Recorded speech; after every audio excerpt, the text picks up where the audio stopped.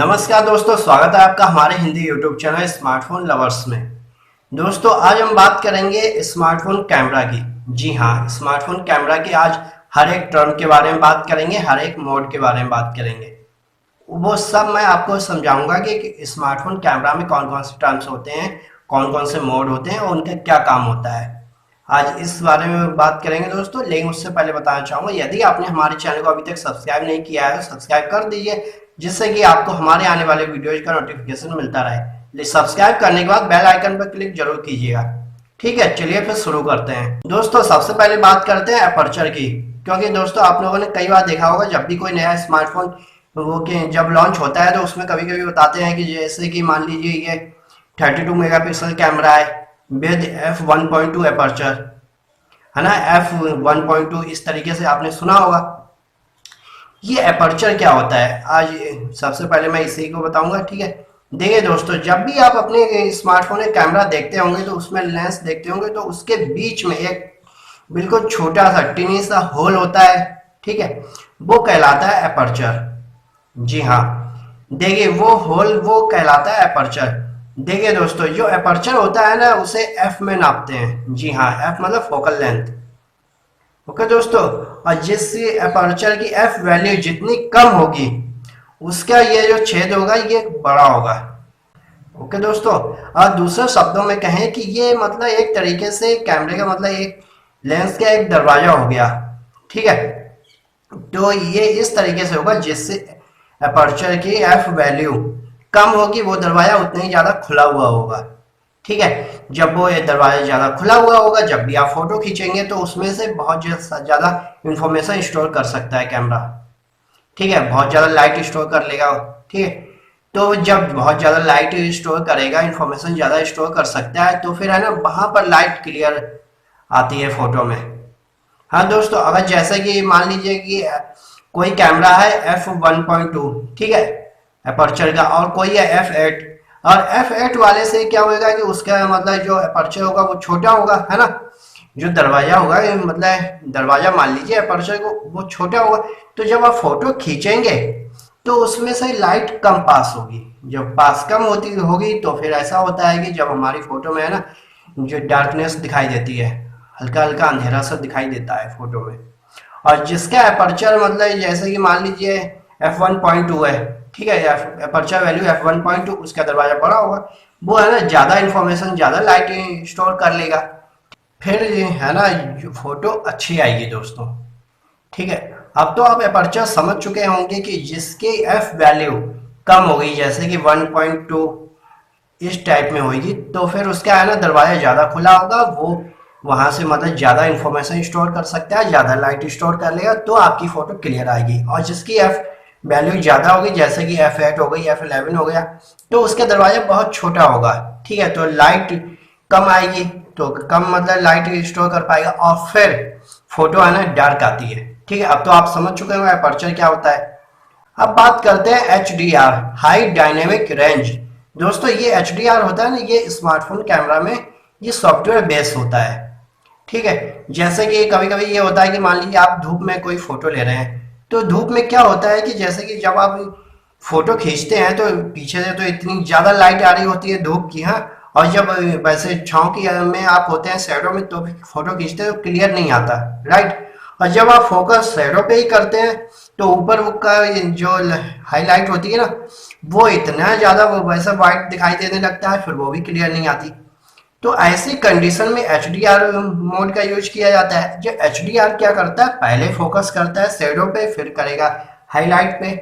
इस तरह वो दोनों पे, हाईलाइट और शैडो, इन सब पे फोकस करेगा, और फिर इन सबको मिलाकर फिर वो एक फोटो आपके सामने पेश करेगा। वो मतलब इतनी अच्छी फोटो होगी, क्लियर होगी, जिसमें कि आपको शैडो और हाईलाइट सब कुछ नॉर्मल दिखाई देगा।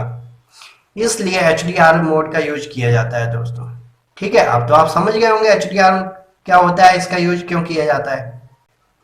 अब बात करते हैं पोर्ट्रेट मोड की।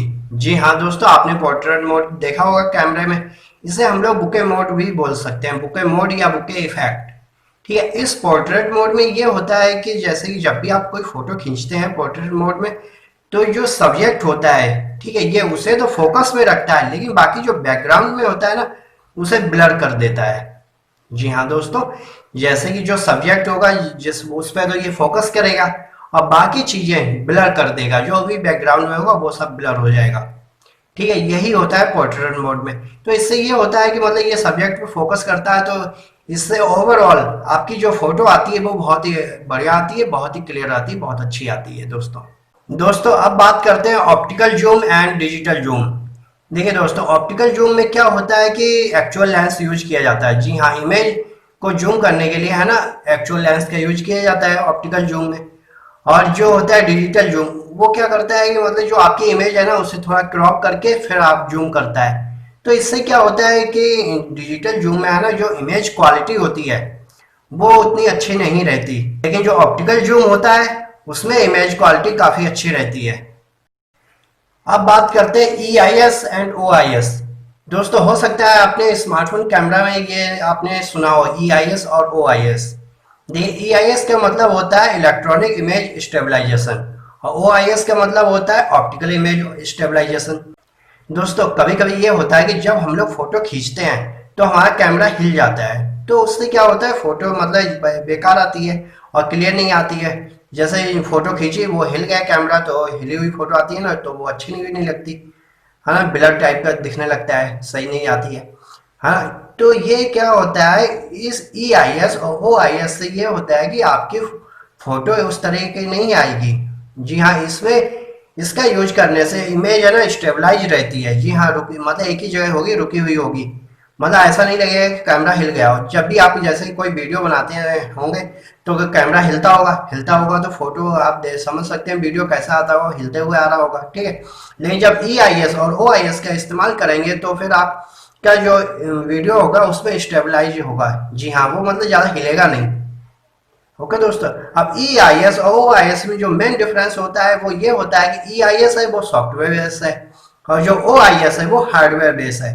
OIS में है ना ज़्यादा स्टेबिलिटी देखने को मिलती है दोस्तों, जो कि EIS क्या करता है कि जो मतलब साइड को थोड़ा क्रॉप करके तब आपकी इमेज या वीडियो को स्टेबलाइज करता है ना। और ऑप्टिकल जो OIS होता है वो उसमें बहुत ज़्यादा बहुत अच्छी तरीके से आपको स्टेबिलिटी मिलती है वीडियो और फोटो में।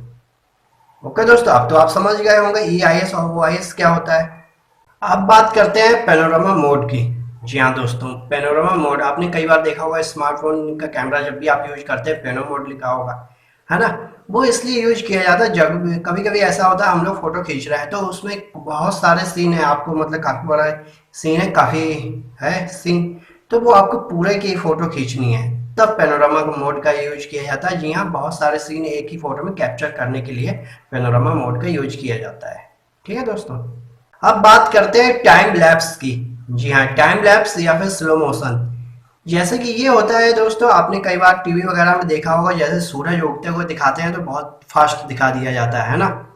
तो ये मतलब स्लो मोशन टाइम लैप्स, आप इसी के बारे में बताता हूँ। देखिए जैसे कि जब कोई सूरज उगते हुए बहुत फास्ट दिखा दिया जाता है या कहीं कुछ जा रहा है तो कभी कभी बहुत फास्ट दिखा देते हैं जाते हुए, आपने वीडियो वगैरह या टीवी वगैरह में देखा होगा। देखिए ये कैसे होता है, सबसे पहली बात, जब भी हम कोई फोटो या वीडियो बनाते हैं तो एक सेकंड में कितने 30 फ्रेम होते हैं नॉर्मली। ठीक है, लेकिन जब हमें स्लो मोशन में करना होता है वीडियो तो क्या होता है, उसी एक सेकंड में जब स्लो मोशन में बनाते हैं तो वो एक सेकंड में 240 फ्रेम निकालता है। जी हाँ, 240। अब वही 240 फ्रेम को 8-10 सेकंड में दिखाया जाता है तो फिर स्लो मोशन हो जाता है। ठीक है, और जब हम लोग उसी तरह इसका अपोजिट करते हैं, फास्ट फॉरवर्ड निकालना होता है ना, तो फिर वही एक सेकंड में मुश्किल से एक फ्रेम निकालता है।